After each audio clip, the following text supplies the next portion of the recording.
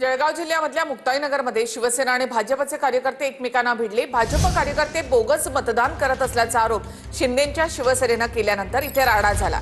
तर गोंधळ वाढल्यानंतर पोलिसांनी मध्यस्थी करत कार्यकर्त्यांना पांगवलं।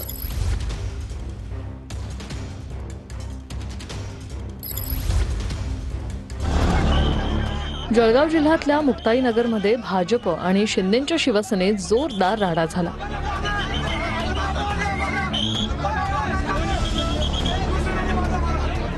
मुक्ताईनगरमधल्या जिल्हा परिषद शाळेच्या मतदान केंद्रांवर भाजप कार्यकर्ते बोगस मतदान करत असल्याचा आरोप शिंदेंच्या शिवसेनेनं केला। त्यानंतर शिवसेना आमदार चंद्रकांत पाटील मतदान केंद्रावर आले। चंद्रकांत पाटील पोहोचताच दोन्ही बाजूच्या कार्यकर्त्यांमध्ये शाब्दिक वाद झाला। या वादानंतर जोरदार गोंधळ झाला। कार्यकर्ते एकमेकांच्या अंगावर धावून गेले।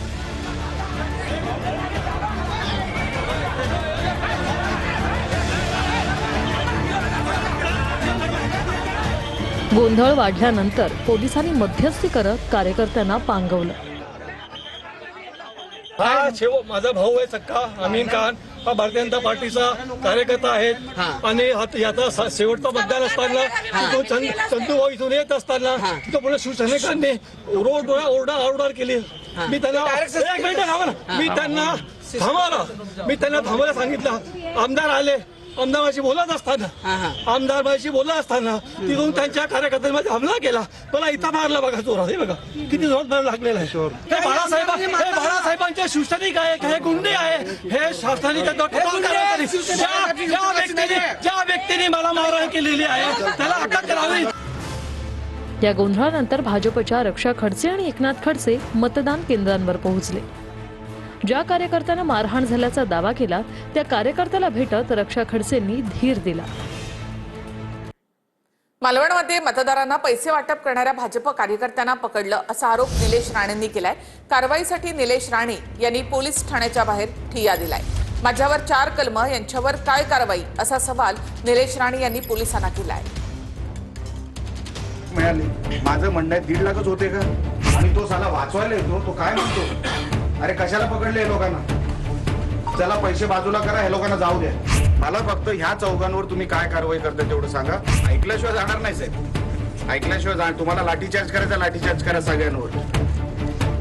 मालवण पोलीस ठाण्याबाहेर निलेश राणेंनी पहाटेपर्यंत ठिय्या मांडला। तुम्ही न्याय द्या साहेब, तुम्ही न्याय द्या आम्हाला। मतदारांना पैसे वाटणारी भाजप कार्यकर्त्यांची गाडी पोलिसांनी नाकाबंदी दरम्यान पकडली। या गाडीत 1.5 लाख रुपये होते असं पोलिसांनी सांगितलं। आणि तो साला वाचवायला येतो, तो काय म्हणतो, अरे कशाला पकडले लोकांना? मात्र या गाडीतल्या व्यक्तींना सोडवण्यासाठी भाजपचा आणखी एक स्थानिक नेता पोलीस ठाण्यात आल्याचा आरोप निलेश राणेंनी केला। आजचा आरोपी आहे। निलेश राणेंनी कारवाईच्या मागणीसाठी पोलीस ठाण्याबाहेर ठिय्या मांडत पोलिसांना सवाल केले। या गाडीवर कॅमेरा फिरवा। या गाडीला नंबर प्लेट नाही, ना मागची नंबर प्लेट ना पुढची नंबर प्लेट। मी जर बघितलं असेल, जो आरोपींना सोडवायला आला होता तो ह्या गाडीतून आला। या गाडीला ना पुढे नंबर प्लेट आहे ना मागे नंबर प्लेट आहे। आणि ही गाडी पोलीस स्टेशन मध्ये आली मी यायच्या अगोदर, आणि जेव्हा त्याला माझी गाडी दिसली तेव्हा मागच्या त्या रस्त्याने हा गाडीवाला सटकायचा प्रयत्न करत होता। जेव्हा त्याला कळलं की मी आलोय, हा जे पैसे वाटत होते त्यांनी एनव्हलप पण त्यांच्याकडे आहे, त्यांच्या गाडीमध्ये एनव्हलप मिळाले। सकाळीही निलेश राणे मालवण पोलीस ठाण्यात गेले। पैशांसह पकडलेली गाडी आणि त्यातल्या व्यक्तीवर काय कारवाई केली असा सवाल निलेश राणेंनी केला। ही गाडी देवगडची आहे, देवगडच्या भारतीय जनता पक्षाच्या तालुका अध्यक्षाची आहे। त्याचं नाव मला वाटतं महेश नारकर। मी 1:15 पोलीस स्टेशनमध्ये पोहोचलो। तोपर्यंत कसली FIR झालेली नव्हती। त्याला तिथून बाहेर काढायच्या सेटिंग मध्ये दिसत होते। बाबा परब तो तिकडे त्याला सोडवायला आला होता। त्याच्या गाडीला नंबर प्लेट नव्हता। अच्छा, त्याच्यामध्ये अजून एक दारूच्या बाटलीचा बॉक्स पण होता। एनव्हलप सापडले गेले, म्हणजे ज्याच्यामध्ये आपण पैसे टाकतो आणि वाटप करतो ते एनव्हलप एवढा ढीगभर पोलिसांना मिळाला। कोकण हायजीन पासून सगळं हे माझ्यावर लक्ष होतं। डिपार्टमेंट कसं वागणार आहे ते मी तुम्हाला सांगितलेलं आहे। होणार काहीच नाही। आरोपी सुटलेले आहेत।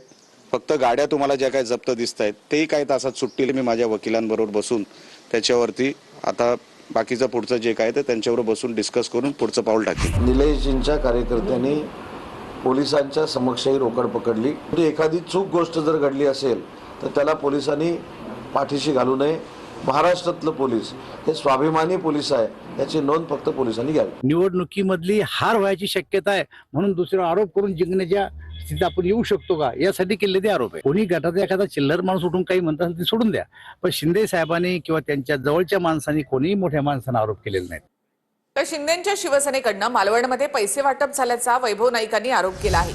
एकनाथ शिंदेंनी मालवणमध्ये हेलिकॉप्टरमधून पैशांच्या बॅगा आणल्या असा आरोप वैभव नाईकांचा आहे. उपमुख्यमंत्री एकनाथ शिंदेंचा व्हिडिओ ट्विट करत ठाकरेंच्या शिवसेनेचे नेते वैभव नाईक यांनी गंभीर आरोप केलाय. मालवणमध्ये सभेसाठी आलेल्या एकनाथ शिंदेंनी 2 जड बॅगा आणल्या होत्या आणि त्या बॅगांमध्ये पैसे होते असा दावा वैभव नाईकांनी केला.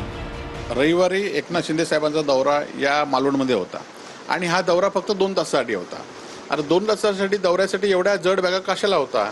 आणि आम्ही बघितलं की रविवार नंतरच शिंदे गटाने जे शिंदे गट भाजपवर आरोप करत होते की पैसे वाटतोय म्हणून, त्याच शिंदे गटाने रविवारीपासून संध्याकाळपासून आणि सोमवारी पूर्ण दिवस 2 दिवस पैसे वाटप मोठ्या प्रमाणात केलं. एकेका मतदाराला 10,000 रुपये त्यांनी दिलेत. आता माणूस प्रवासाला जातो. आपल्याला माहिती आहे की माननीय एकनाथजी शिंदे यांनी 53 सभा घेतल्या आहेत 22 तारखेपासून. पायाला भिंगरी लावून ते अक्षरशः फिरत आहेत आणि माणसांनी काही स्वतःचे कपडे वगैरे न्यायचे नाही का प्रवासाला जाताना? अरे ते उपमुख्यमंत्री आहेत राज्याचे, त्यांच्याबरोबर 4 माणसं असतात, त्यांचं सामान असतं, म्हणजे हा अक्षरशः पोरकटपणा आहे. दुसरीकडे संजय राऊतांनीही व्हिडिओ ट्विट करत शिंदेंना डिवचले. शिंदे मालवणात आले, येताना बॅगेतून काय आणलं?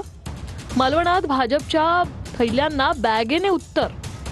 याआधी नाशिकमध्येही बॅगा उतरल्याच होत्या. लोकशाहीची ऐशी की तैशी, जय महाराष्ट्र असं ट्विट संजय राऊतांनी केलंय. आता तुम्ही ज्यावेळेला दौऱ्यावर असता त्यावेळेला तुमच्या कपड्याच्या बॅगा तुमच्या सोबत असणारच. त्यांना पैशाच्या बॅगा म्हणणं ह्याच्यासारखी चुकीची बाब दुसरी कुठलीच नाही. आणि त्याच्यातून असं काहीतरी खोटं बोलणं आणि एखाद्याची बदनामी करणं ही अत्यंत चुकीची आणि निषेधार्ह बाब आहे. ते चंद्रपूरमधून चंद्रपूरमध्ये ईव्हीएम मशीन फोडल्याचा प्रकार समोर आलाय. गड चांदूर इथे मतदानाच्या दरम्यान एका मतदाराने ईव्हीएम मशीन फोडलंय. प्रभाग क्रमांक 9 मधील आदर्श हिंदी सेमी इंग्लिश प्राथमिक विद्यालय या ठिकाणची ही घटना आहे. राम तुर्के असं ईव्हीएम फोडणाऱ्या मतदाराचं नाव आहे. नगारा या चिन्हासमोरील बटण दाबल्यावर कमळाचा लाईट लागत असल्याचा ईव्हीएम फोडणाऱ्या मतदाराचा आरोप आहे. पोलिसांनी राम दुर्गे याला ताब्यात घेतलंय. नवीन ईव्हीएम लावून इथे मतदान घेण्याची प्रक्रिया सुरू आहे.